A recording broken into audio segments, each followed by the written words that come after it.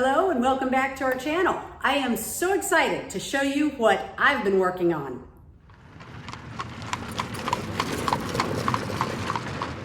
Well, as many of you know, God called us to temporarily step away from our farm, move back to the city for a while, where Sean was called to teach at a college.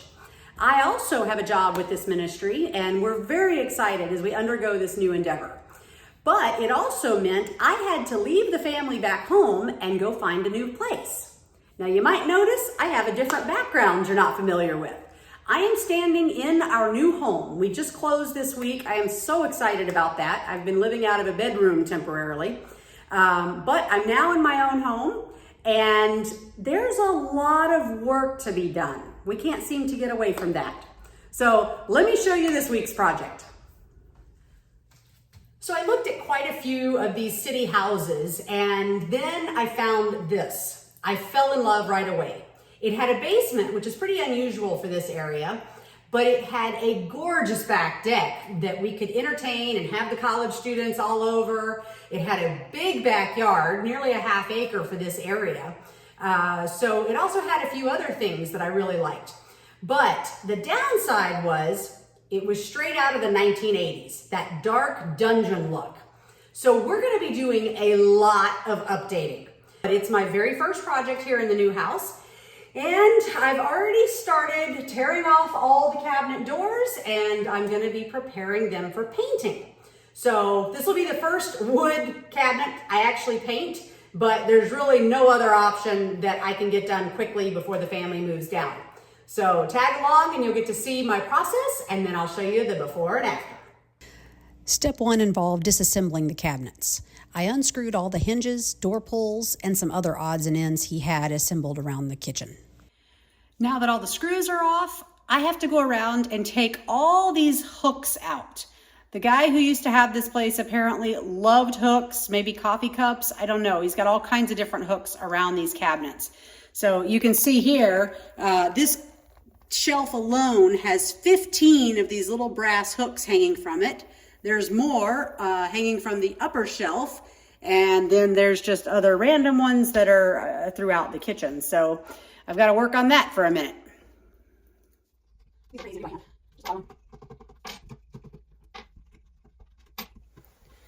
While I'm up here, I might as well rip out all this old nasty shelf paper.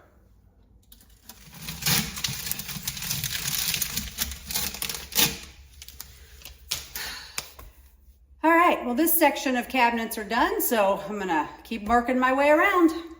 Next, I worked on smoothing out all the doors. Some of those hinges had built up some crud over the years, and the particle board had swelled a bit in certain places, so I just used a scraper to scrape everything somewhat flush. I've gotten all the screws and hooks removed. I've gotten everything wiped down. And now I'm going back, and I'm actually using just some wood filler putty to fill in all the screw holes, because there's a bunch of them. I want to just basically have a clean slate to start with, because we'll probably be putting different hinges, and that'll mean different holes. So I'm just gonna fill it all in and have as smooth of a starting surface as possible. Okay, now I'm gonna do the same thing to the doors.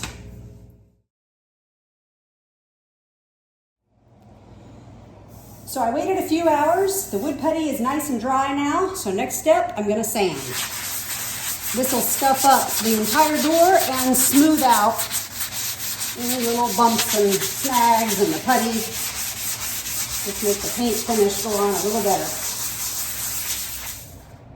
And I should note for the record here, I am not at the point in this house where I'm preparing food yet. So I'm not too worried. I've also got an air filter set up, and probably wouldn't hurt to have a mask, but I forgot to pick one of those up. So I'm just gonna kind of plug along and get all this done, clean it up before we start prepping food in this area. The seller had installed wallboard on the back of the cabinets and kind of haphazardly installed trim to cover up the seams in between. I wanted to remove this trim to prepare it for my own wallboard. I gave everything a good wipe down to get rid of any residual from my sanding. Now that everything is cleaned up and wiped down and just about ready to prime, I took 2 more steps.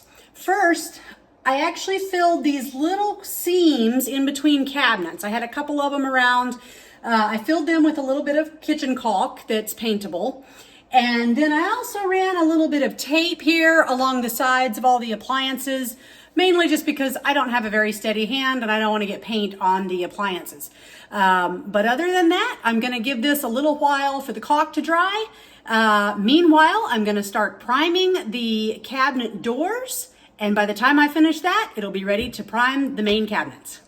These cabinets definitely needed a facelift or a complete renovation, either way, but budget-wise, we couldn't do the complete cabinet replacement, so this is just the next best thing, to give it a complete and total facelift.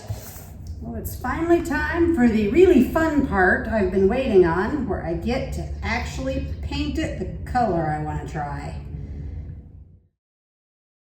I'll note here that I found a small brush to get in the grooves and a 6-inch foam roller were extremely handy for making this job pretty quick.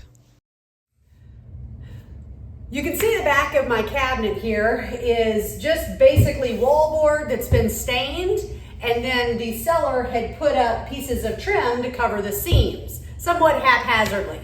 Unfortunately, I kind of have to use those same seams because he put bracing on the back of that. So I'm gonna put my nails in there. So I went to my local store and I found this pre-primed, basically beadboard, just a wall board, but it gives a little texture back there and brings it, I guess, into the modern age a little better. And I'm painting it the same color as the cabinets. I'm gonna do, since it's pre-primed, that saved me a step. I've cleaned it and it's now time to put up my wall board, which has 1 coat of paint already. And once we get it all installed and fill the seams, I'll put on the 2nd coat of paint.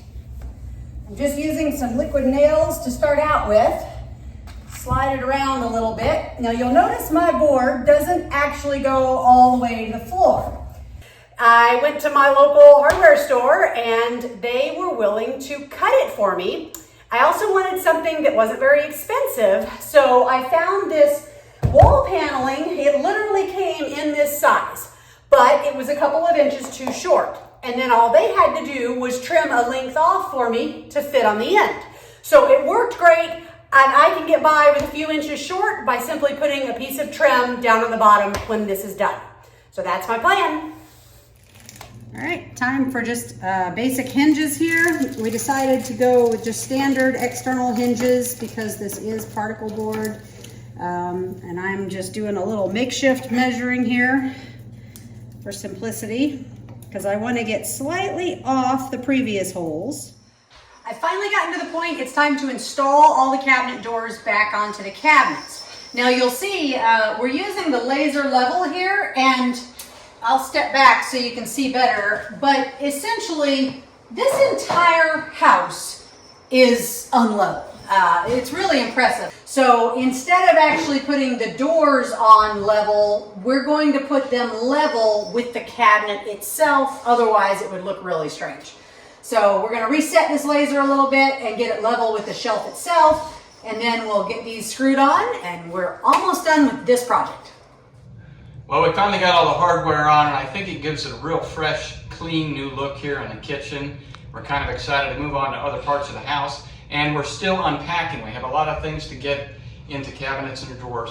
Thanks again for watching this week. If you haven't subscribed, please do so, and leave a comment. We'd love to read them. We'll see you next time.